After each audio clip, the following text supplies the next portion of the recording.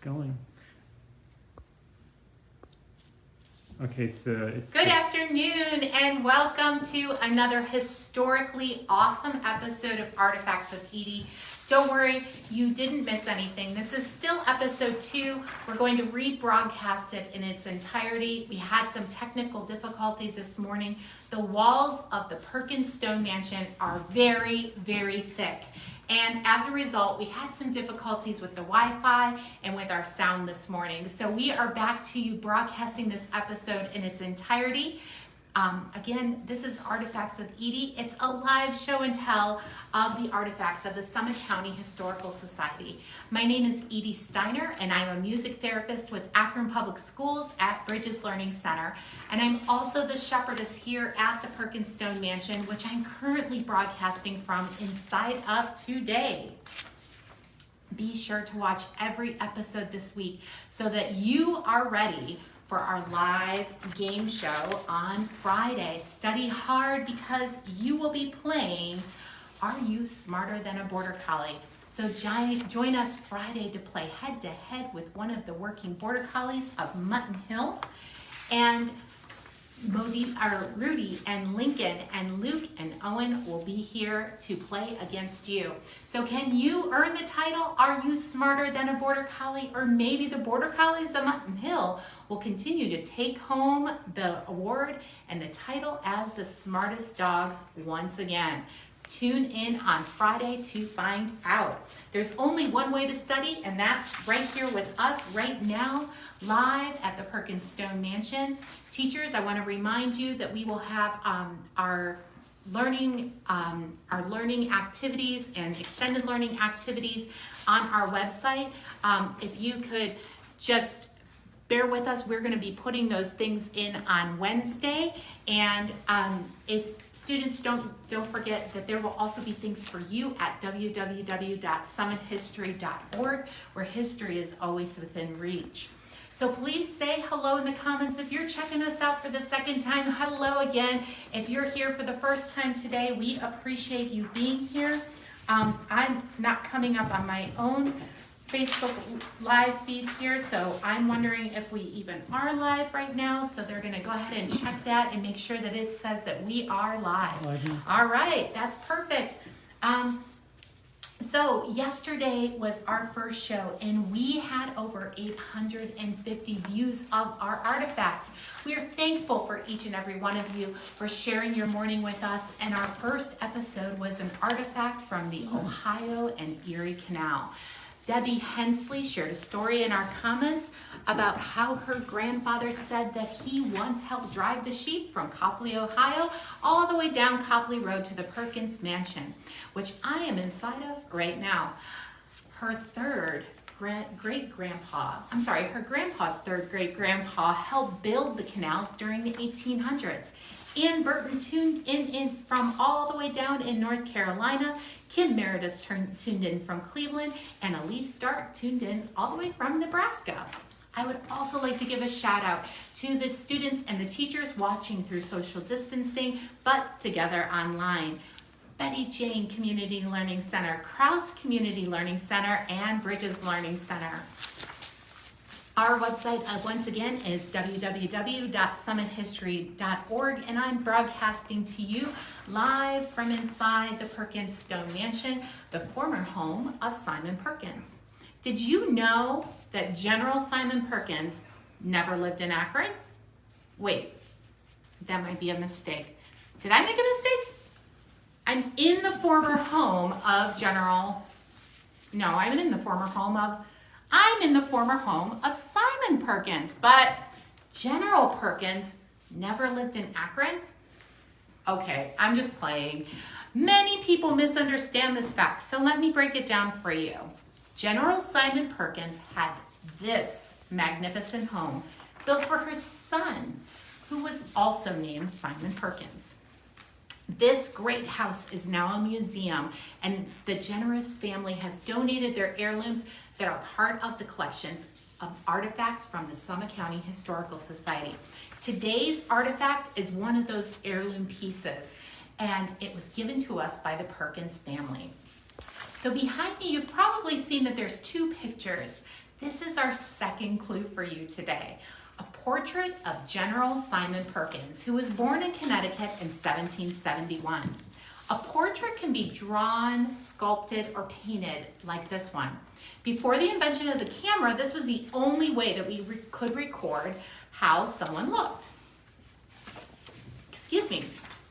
A true show of the wealth of the Perkins family is in the artist who painted this portrait was actually from New York. So someone traveled a long way to have a portrait drawn and painted when travel wasn't very easy. The artist's name was Jarvis. Jarvis was obviously a very skilled artist. And how do I know that? If I look at the details in the painting, the details in the hands, the color of the hair, and they were even able to capture the color of Perkins' eyes. So if you have the chance, we would like for our viewers to draw, paint, or sculpt a portrait. We would like to challenge you to do a portrait and to email it to us here at the Summit County Historical Society. So a portrait can be of anyone that you hold in high esteem or somebody that you love. It could be your best friend. It could be a dog, a cat, a fish. It could be Dr. Amy Atkin or any other person you would like to put into a piece of art. And we will show them on our episodes of Artifacts with Edie, so long as you email them to us by 10 o'clock each day. So we're excited for that. So let's get back to our story. At the time that our current story is taking place, the state of Connecticut claimed all the land between the Atlantic on the east and the Pacific on the west. They did this without even visiting the land. Since they have never seen this land before, they had to send workers out to look at it and survey the land. Surveyors make precise measurements to determine the boundaries of properties or make maps. They use the shape and the contour of the earth to do their jobs. The maps that surveyors make can be simple, like this one. The map that you're seeing is a handwritten map of the Summit County Historical Society's property at the John Brown House. The numbers are measurements in feet, and north is marked in the left corner to show directions. Simon Perkins, who didn't become a general until the War of 1812, started a job at the Erie Land Company. His job was to go with the group to look at the land by Lake Erie and to survey it so maybe people could possibly move there. During this time, a surveyor was a job that only men could do. They could only train for it, and it required a lot of wealth and to study and to be licensed. So now we're going to look at a map of the Connecticut Western Reserve. Now remember, Connecticut did not really know about the land that they wanted to provide opportunities to soldiers though. They didn't know what this land looked like, but they really wanted to provide them the opportunities to the soldiers of the Revolutionary War to have a new home. So they gave up claims of the land to the federal government for the Northwest Territory. This area would be named the Connecticut Reserve. Perkins found the land interesting and he liked it so much that he moved to the area and settled in Warren. He and his wife Nancy raised 9 children in his new hometown. So Ohio became a state in 1803 and it's the 17th state in the Union. So before we move on, have any of our viewers ever moved from one state to a different state? Please share that with in the comments for us, where you moved from and where you moved to. We would be very interested to know that fun fact about our viewers and to take part in our collective history. So let's look now at the map of Ohio in 1802. This will bring us one step closer to identifying the artifact of the day and its connection to the Ohio-Erie canals. If you're keeping up with the story, you know that Ohio was founded in 1803. This map is from 1802. Notice that there are not very many counties in Ohio the year before it was settled. But why is this important? General Perkins would buy a lot of the land he surveyed and later develop it while working for the State of Ohio Canal Commission. These counties were then cut up and made into smaller counties, but Summit County would not be formed until 1840. But that's a story for a different Artifacts with Edie. General Perkins influenced the state of Ohio's decision to allow for the Ohio and Erie Canal to be dug through what became Akron and not Cuyahoga Falls. He personally donated most of the land that the canals were used for. He also worked with a local farmer, Paul Williams, to donate his land. The work on the Ohio and Erie Canal started on July 4th, 1825. They started in Newark, Ohio, and in the area that we now know as Akron. Together, General Perkins and Paul Williams co-founded this fine town of Akron almost 6 months after the canal was started. This means that Akron's birthday is December 6th, 1825. So let's go back to our clues and what we know so far. First, I said that our artifact today was selected to celebrate our viewers who were watching us from all over Summit County and the United States. Who used this artifact? That was our second clue. You're right, General Simon Perkins. Lastly, what do you know about General Simon Perkins? His job was to, you got it, survey the land. You are all so brilliant and well-read. I am impressed with all of your local history knowledge. One final clue was already given to you. Did you see it? It was on the maps. You saw the clue on the Connecticut Western Reserve map. You will also see this clue on this map of the city of Akron from 1825. Do you think you know what this artifact is? Well, if you guessed a surveyor's compass, then you are correct.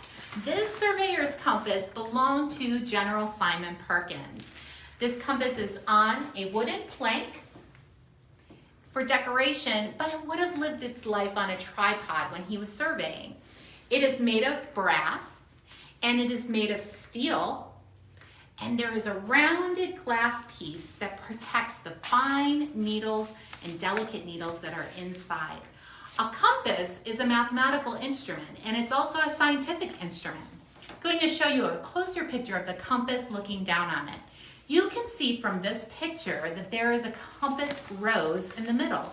Like most of the maps that you saw today, this surveyor's compass is called a circumferentor.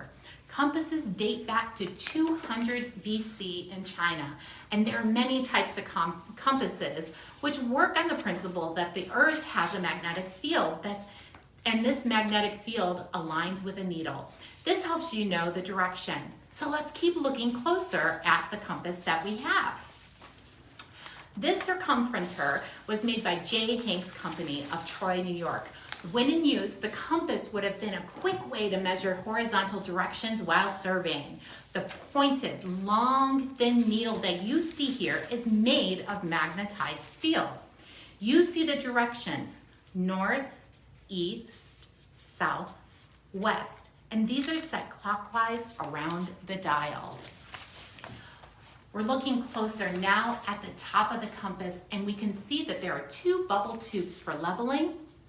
And then we're going to see another close-up here that is going to show us one more important part of this amazing instrument. Compasses are either vernier or plane. A plane compass has no adjustments and it's always reading magnetic north. A vernier compass has an adjustable scale that allows for the setting off of magnetic declaration, which you can see can be done with this dial here. And then the compass can continue to read true north. This is done by mathematical calculations that include time. I'm showing you one of the perspectives of the vanes. The vanes, one side of the vane is for the eye and the other side of the vane is the guide. the second vein that I'm showing you a different perspective of the same compass. Now, I'm not a surveyor, but I can tell you that simply put, these holes help to measure the land and see how it rises and it falls. And a trained person can identify the angles and directions of the land. And maybe we'll have a surveyor who can tell us a little bit more information in the comments, and we really look forward to that. Instead of a plain compass though, General Simon Perkins had a compass that had special features. I also have on the table here some of the chains that are used with the compass, and this allowed for more precise information.